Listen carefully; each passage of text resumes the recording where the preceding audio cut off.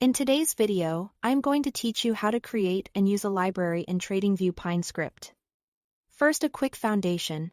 In Pine Script, a library is a special script type designed to hold reusable building blocks, things like calculation functions and custom types that other scripts can call. Every library begins with the library declaration at the very top of the file.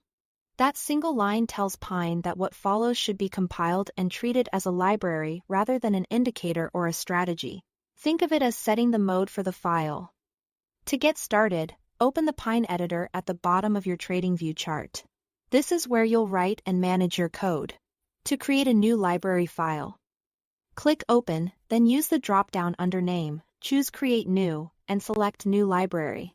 This ensures that the editor scaffolds a script with the proper type so you can add your declaration and exports. Next, define what you want other scripts to access. Use the export keyword to make functions or types available outside the library. Only code you explicitly export can be imported and called from elsewhere, which keeps your internal helpers private and your public surface clean. When exporting functions, you must explicitly define parameter types. Pine does not infer types across library boundaries, so be precise.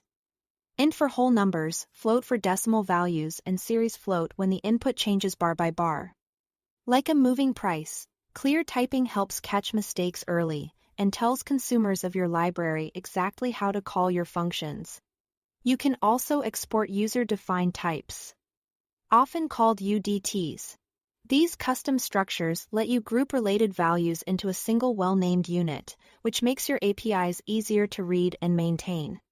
If your logic naturally bundles multiple outputs, consider designing a UDT and exporting it alongside your functions. There are important restrictions to keep your library pure and reusable.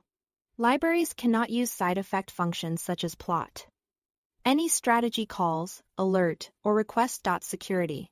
The idea is to keep libraries focused on calculations and data structures, leaving chart drawing, alerts, security requests, and trading logic to the scripts that import your library. If you need visualization, return the values from your functions and handle plotting or alerts in the consuming script. That's all to it. Thanks for watching.